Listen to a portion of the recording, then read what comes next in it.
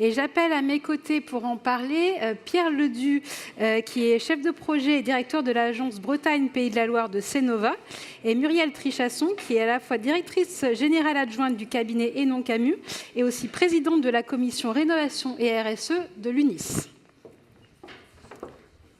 Je fais quelque chose avec ça?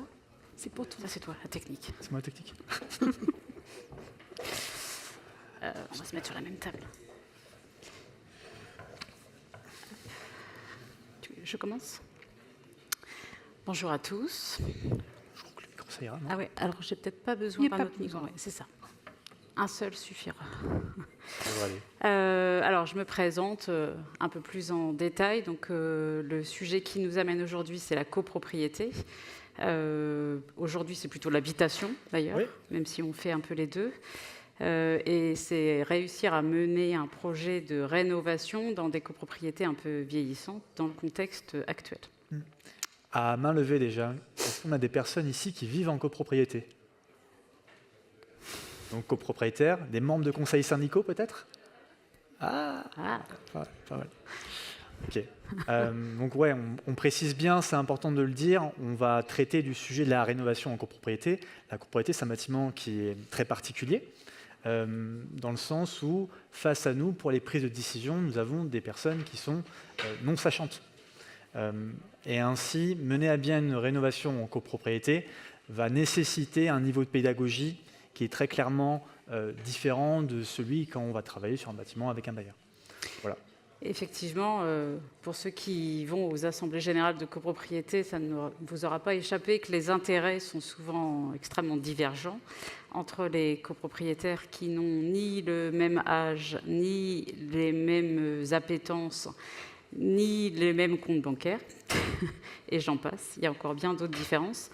Si vous ajoutez à ça des immeubles dont la connaissance est plus ou moins limitée, parce que vous avez des primo-accédants qui arrivent juste en copropriété et des gens qui sont dans l'immeuble et qui vous le disent bien, qui sont dans l'immeuble depuis qu'il est sorti de terre. Donc des intérêts qui sont radicalement divergents et la pédagogie a vraiment tout son sens. On est sur des projets souvent qui sont aussi beaucoup plus longs. La copropriété est cadencée par des obligations légales. On est dans le cadre de la loi de 65 en copropriété, qui nous oblige, pour pouvoir prendre des décisions, de passer en assemblée générale, souvent des événements qui sont annuels, et qui du coup, par rapport à un projet de rénovation énergétique avec un professionnel, vont s'étaler dans le temps, inévitablement. On est obligé de mettre en place des outils pédagogiques qui vont de l'audit énergétique jusqu'à la maîtrise d'œuvre, de conception. Et du coup, on parle de projets qui sont plutôt en année, avec un bâtiment, des personnes qui rentrent, des personnes qui sortent, des personnes qui prennent le train en route. Et forcément, tout ce temps qui va s'écouler pendant cette phase de conception risque d'apporter inévitablement de la démobilisation aussi. Donc, le terrain de jeu et l'endroit dans lequel on est en train de travailler, finalement, c'est un endroit qui est extrêmement complexe. Et l'enjeu primordial, finalement, des personnes qui vont travailler sur ce projet-là, donc le syndic, évidemment, le maître d'œuvre, la commission de travaux qui va travailler également sur le projet, est avant tout de simplifier le dossier. Exactement. Alors, la simplification a ses limites aussi, puisque un copropriétaire, quand il sait qu'il va sortir sur un projet de rénovation 20 à 25 000 euros en moyenne, au moins sur le papier, lui, il veut énormément de détails. Et on parlait du temps. Le temps est un allié, puisque pendant ce temps-là, ils peuvent commencer à constituer leur bas de laine, mais c'est aussi un ennemi, puisque vous l'avez remarqué encore très récemment, l'incertitude sur les arrivées, les redéparts, les réarrivées des aides crée un climat de confiance qui s'étiole un peu et on voit même maintenant arriver un peu de défiance. Mais on va positiver, on y arrive quand même. On y arrive. Mais c'est vrai qu'il faut du temps, beaucoup d'énergie pour un syndic. Et heureusement, les conseils syndicaux sont des appuis sérieux, un peu, moi j'appelle ça un peu les tiers de confiance avec les AMO et puis les aides que l'on peut avoir de Nantes Métropole, de Rennes, etc. avec territoire, éco-travaux et ici, c'est Citémétrie. Sans ça, on aurait quand même beaucoup plus de mal à sortir des projets. On repose vraiment sur, et tout repose vraiment sur la constitution de cette équipe travaux, composée évidemment du syndic, qui est l'interlocuteur privilégié d'un projet de rénovation énergétique, de la commission de travaux, qui sont les personnes au sein du conseil syndical, et peut-être certains en font partie, de cette commission qui va représenter chaque copropriétaire, les intérêts des différents copropriétaires, et puis le maître d'œuvre AMO, parfois séparés, parfois conjoints, qui vont réussir à rendre cette technique et cette rénovation énergétique intelligible pour chaque personne qui va vouloir se saisir du dossier. C'est ça. Donc, à notre niveau, nous, le syndic, il doit être force de proposition, puisque réparer par petits bouts un immeuble, ça touche aussi à sa limite. Si vous arrivez chaque année à l'Assemblée générale avec des travaux proposés, au bout d'un moment, vous avez des clients qui décrochent et qui préfèrent globaliser et mutualiser des gros travaux tant qu'à y aller. Donc, à nous d'enclencher la dynamique, évidemment. Une fois que la dynamique est un peu née, il faut sécuriser la décision. Ça va vous faire sourire, mais pour faire voter un projet de rénovation, pour peu que vous ayez plusieurs bâtiments, vous arrivez tout de suite à 70 résolutions. Donc, les assemblées générales, il vaut mieux les commencer à 14h qu'à 20h, quand on a 70 résolutions, puisque vous pouvez être sûr qu'à 22h30, vous avez la moitié de la salle qui est vide. Donc, on a tout un tas de petites choses qu'on met en place, et puis surtout au contact des maîtres d'œuvre et des architectes. J'en ai vu qu'il y en avait plein dans la salle. On est aussi le représentant de la copropriété, et à nous de synthétiser les demandes individuelles de tous les copropriétaires, puisque le maître d'œuvre, s'il a affaire à 80 interlocuteurs, je pense qu'il va s'agacer très vite. Muriel en parlait aussi quand on préparait un petit peu cette présentation. L'enjeu d'enclencher la dynamique, je trouve ça important. C'est vrai que vous faites beaucoup à votre cabinet, de réussir à présenter l'information de façon très synthétique avant de lancer le projet. En fait, alors moi je répète souvent une phrase, c'est que un bon syndic, c'est un syndic qui vous propose quelque chose. De grâce, ne lui répondez pas que c'est parce qu'il a un intérêt sur les honoraires travaux, puisque l'intérêt par rapport au temps passé n'est pas tout à fait dans les mêmes économies, mais un bon syndic, c'est quelqu'un qui est force de proposition. Et effectivement, j'en ai perdu le fil, on essaye de faire naître des petites graines, parce que d'abord, moi je fais partie de l'UNIS, et notamment au niveau de la commission rénovation et RSE, on a des envies de massification de la rénovation. On manque aussi d'architectes et de maîtres d'œuvre qui s'intéressent vraiment à ces sujets-là et qui sont capables de les vulgariser en assemblée générale. Donc, dans nos missions, évidemment, on informe, on accompagne les gens, on organise et on pilote les études. Vous avez entendu parler des fameux DPE, des audits, des plans pluriannuels de travaux qui sont devenus maintenant des obligations pour les copropriétés. Alors au début, moi la première, je râlais sur tout ce catalogue de nouveaux textes qu'on allait vite ranger dans un tiroir, et finalement, on se rend compte que ça nous aide à faire germer des petites graines dans la tête des gens. Ils se disent « Ah oui, c'est vrai que l'immeuble ne va pas si bien que ça ». Et en présentant des rapports, ça fait naître des petites envies de rénovation un peu plus globales. Il y a également dans la posture du syndic, et je trouve ça important, on l'a déjà dit, mais l'incarnation du tiers de confiance. Oui, effectivement, parce que si c'est le syndic qui le dit, malgré les années, malgré les efforts, il y a toujours cette défiance. Donc, il vaut mieux prendre un interlocuteur extérieur au cabinet qui va parler d'abord de la qualité du bâtiment, des possibilités financières, puisque alors nous, chez Montcamus, ce qu'on a décidé de faire, c'est de présenter des travaux simples ou des travaux d'amélioration et de mettre dans la balance les aides. Et quand vous présentez à des copropriétaires le prix d'un ravalement, le prix de la réfection de la toiture, simple, sans amélioration de leur habitat, sans changement de leur étiquette énergétique, et en parallèle avec les subventions, les aides et le coût finalement qui est un gap très court, hein, là vous faites naître là aussi des petites envies, mais sans le tiers de confiance, et on en a de plus en plus nombreux autour de nous et autour de ces sujets-là, on aurait encore plus de mal à y arriver, oui.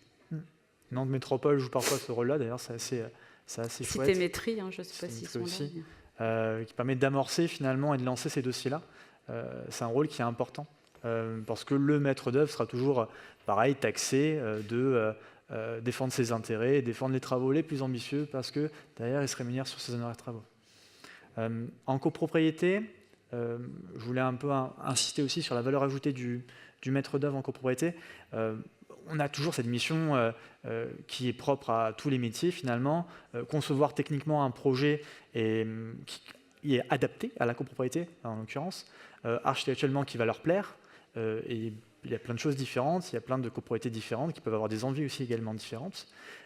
Mais derrière, dans le cadre de la copropriété, on va devoir assurer des missions de communication qui sont assez longues, qui nécessitent du temps et qui sont tout à fait nécessaires pour assurer la réussite du projet.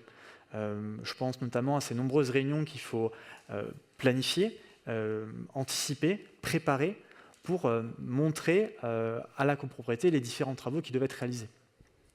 On parlait du sujet de la vulgarisation, il est décisif. L'exemple que je donne souvent, c'est qu'on parle, quand on réalise et quand on rédige un cahier des charges pour une entreprise, on parle évidemment de menuiserie 416-4, avec tous les documents techniques qui vont bien avec. Avec une copropriété, quand on arrive en réunion, il n'y a pas de menuiserie, c'est une fenêtre. C'est aussi simple que ça. Mais derrière, face à vous, il faut l'avoir en tête, vous avez plein de personnes avec des compétences différentes et des expériences différentes, et il faut que tout le monde s'y retrouve. Donc on a ce travail, ce double travail de vocabulaire, pédagogie, qui doit être réalisé systématiquement entre si on intervient face à une entreprise ou si on intervient en réunion publique. On a un enjeu également, et c'est assez décisif avec l'aide de l'AMO, de réussir à clarifier les coûts travaux. Face à vous, vous avez des copropriétaires, des personnes qui s'en fichent un peu de savoir si les travaux vont coûter 2,3 millions. Ce qu'ils veulent savoir, c'est combien ça va leur coûter à eux après les aides. Et cette information-là, elle est décisive. On se retrouve, et on entend parler trop souvent de cas de figure où la copropriété arrive, se retrouve face à une situation où on lui demande de trancher pour des montants qui sont affolants, sans savoir précisément combien ça va leur coûter individuellement. Ça, c'est se projeter face à un mur, de façon assez certaine. On a besoin du coup aussi de donner tout au long du projet une vision globale de l'évolution du dossier. Donc on est sur des dossiers qui vont durer 1 an et demi, 2 ans parfois. Et on est obligé de donner des jalons aussi pour donner de l'information. On se retrouve à travailler avec les syndics, on se retrouve à travailler avec une commission de travaux et un conseil syndical qui sera informé évidemment. Mais la copropriété, c'est parfois 100, parfois 200 personnes, une fois parfois 730 personnes. Il fallait que tout le monde ait un peu son information au moment où il souhaitait l'avoir. Donc se pose la question des outils qu'on peut mettre en place en face et du dimensionnement de la pédagogie qu'il faut prévoir. Qu'est-ce que je pourrais dire ? Oui, si, il y a quelque chose d'important que je trouve drôle aussi. Le maître d'œuvre va travailler avec un syndic et les méthodes des syndics et les méthodes des maîtres d'œuvre ne sont pas systématiquement les mêmes. Ah ben non, ça ce serait trop facile. Ben ce serait tellement bien. Et vous passez d'une copropriété, alors déjà d'une copropriété à une autre, bon, tout est radicalement différent. D'une ville à une autre, les aides ne sont pas les mêmes. Et d'un copropriétaire à un autre, les envies ne sont pas les mêmes. Entre ceux qui veulent le minimum, ceux qui veulent envisager la surélévation pour revendre des mètres carrés au-dessus du toit, forcément pas le sien, mais plutôt celui du voisin. Je vous fais un peu sourire, mais c'est vraiment ça. Donc on a tout ça à mettre en place, sans savoir vraiment combien ça va leur coûter et combien de fois on peut entendre en assemblée générale, bah oui, vous nous faites voter des études, mais on ne sait pas combien les travaux vont coûter. Bah non, moi j'ai pas encore acheté ma petite boule de cristal, je l'ai commandée pour Noël là, mais en fait dans la tête des gens, et c'est pas pour me moquer, on a tout ce travail de pédagogie que, évidemment que non, on n'a pas le prix des travaux avant de faire les études et avant de faire les appels d'offres. Et sauf que ils ont l'impression de devoir s'engager sur des études sans en savoir vraiment combien ça va coûter. Et on ne peut pas les douaner, enfin, on peut pas les grogner pour ça. Hein. Alors, on a mis en place, nous aussi, et là, il y a un nouvel emprunt collectif CoPro qui vient de sortir, un engagement automatique, on va dire. Donc là aussi, on fait de la pédagogie et on disait le prix global des travaux, ils s'en fichent.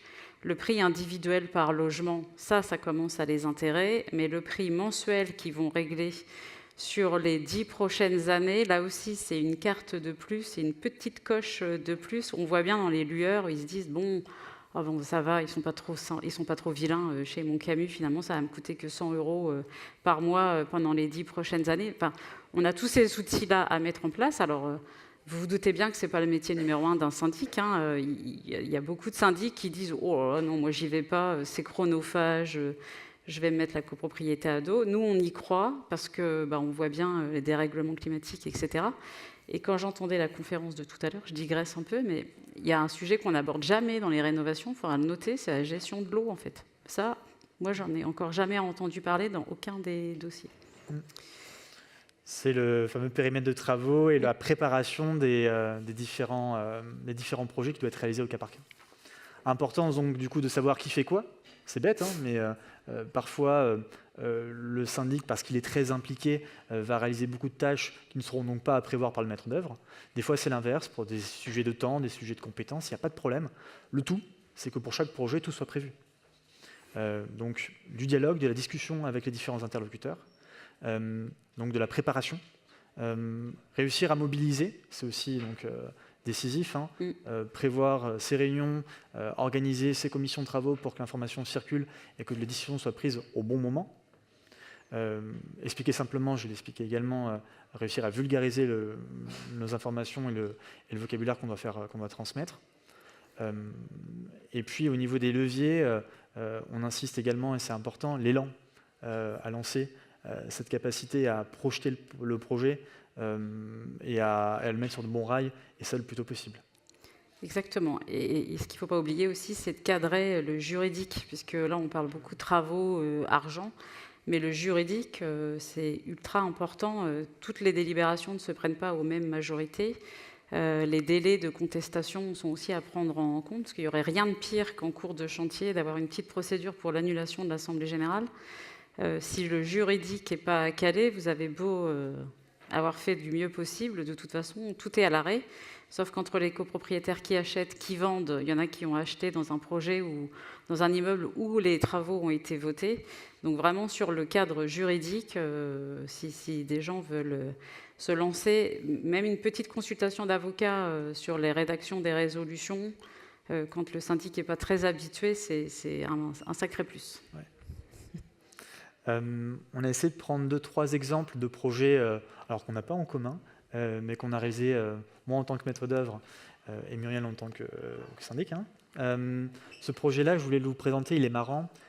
C'est un projet qu'on a récupéré, tout simplement, en phase de conception, qui techniquement, très honnêtement, était très simple. Très simple. Une isolation thermique par l'extérieur, quelques changements de garde-corps, une réfection de toiture. Très concrètement, l'information et la conception du projet n'étaient pas complexes. Par contre, le maître d'œuvre qui s'occupait de ce dossier-là avait fait un choix étonnant de ne jamais s'entretenir avec la copropriété. C'est-à-dire qu'il s'est présenté en réunion d'assemblée générale, de vote des travaux, avec 2 devis d'entreprise, en disant voilà, ça va coûter 4 millions, oui ou non. Autant dire qu'il y a une levée de bouclier gigantesque sur le pourquoi, du comment, et moi je ne comprends pas, et mon DPE, etc. Un manque de communication criant qui a fait qui a fait retarder le projet. Il a repris sa copie 2 fois, ça a duré 3 ans, c'était un calvaire. Donc là, en l'occurrence, c'était un syndic, je crois que c'est Foncière en l'occurrence, est venu nous voir, on a récupéré le dossier, on l'a recalé techniquement, franchement, assez rapidement, et on a surtout organisé une série de plusieurs réunions pour discuter des aides, pour discuter des restes à charge, pour s'accompagner d'un AMO qui a pu faire les calculs d'ingénierie financière, et pour que tous les copropriétaires puissent poser toutes leurs questions avant de se retrouver en assemblée générale pour prendre une décision. Encore une fois, on se retrouve également dans des situations où on croit que les personnes vont prendre leur décision sur un investissement à 20 000 € lors d'une assemblée générale. Ce n'est pas vrai, ils l'ont pris avant. Les décisions sont prises avant ces moments-là. il faut que les personnes aient l'information au bon moment. Donc, redonner la confiance à travers une information à plusieurs étapes, une formation qui soit personnalisée. Et puis, il y a un autre exemple que je voulais vous montrer personnellement, qui est une rénovation fleuve dans l'ouest parisien, une rénovation de 733 logements quand même, où là, pour le coup, on parlait du nombre de résolutions qui sont donc réglementées, hein, c'est-à-dire qu'on ne peut pas voter, quand dans le règlement de copropriété, on doit générer un vote par bâtiment, on n'a pas le choix, c'est la règle, c'est la loi. Sinon, on prend le risque d'une contestation. On avait plusieurs lots de travaux. Ça nous amenait techniquement à 343 résolutions de vote. Donc face à 700 personnes, autant vous dire que là, l'objectif initial, c'était une assemblée générale qui commençait à 7-8 heures le matin, en espérant terminer avant la nuit. C'était pas sûr. Mais en réfléchissant, on a essayé de trouver plusieurs leviers. Déjà, on a réussi à travailler avec sur plusieurs réunions préalables pour réussir à mobiliser les personnes pour leur dire « votez par correspondance, ça ne sert à rien, vous allez vous embêter pendant 10 heures, ne venez pas en assemblée générale, prenez votre décision avant ». Et on a aussi travaillé avec une société qui mobilise et qui utilise des boîtiers électroniques pour le vote et qui a été capable, à travers un petit logiciel qu'elle a mis en place, de faire réaliser 18 votes en simultané. C'est-à-dire que tout le monde votait pour le ravalement de façade en même temps. On a divisé par 18 le nombre de résolutions. On a gagné 8 heures.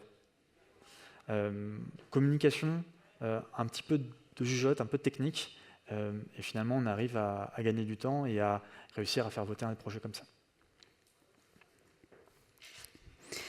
Un autre exemple nantais, cette fois, que le cabinet a suivi, parce qu'on parle toujours des rénovations dans les très grands immeubles. Mais moi, je voulais aussi dire, alors on sait faire évidemment dans les très grands logements, là on a 2 rénovations en cours dans les très grands immeubles, mais il ne faut pas oublier les petits bâtiments. Et forcément, les coûts sont un peu plus importants pour les copropriétaires, mais avec les aides, ça c'est l'immeuble La Pelleterie à Nantes, 715 000 € de travaux, 259 000 € d'aide. Voilà, c'est significatif. Donc les restes à charge restaient quand même copieux mais raisonnables, et on a monté des emprunts collectifs, pour la petite parenthèse, qui ne sont pas les copropriétaires ne sont pas solidaires entre eux, et le vote a été pris à la quasi-unanimité. Donc voilà, parce qu'on a quand même parlé de beaucoup de problèmes, tout ça pour dire que ça fonctionne, ça marche, on sait faire. On aimerait quand même un petit peu de stabilité sur tout ce qui nous entoure au niveau politique. Mais c'est un exemple d'une petite copropriété qui a bien fonctionné. Voilà. Eh ben, merci beaucoup pour cette présentation. On peut vous applaudir.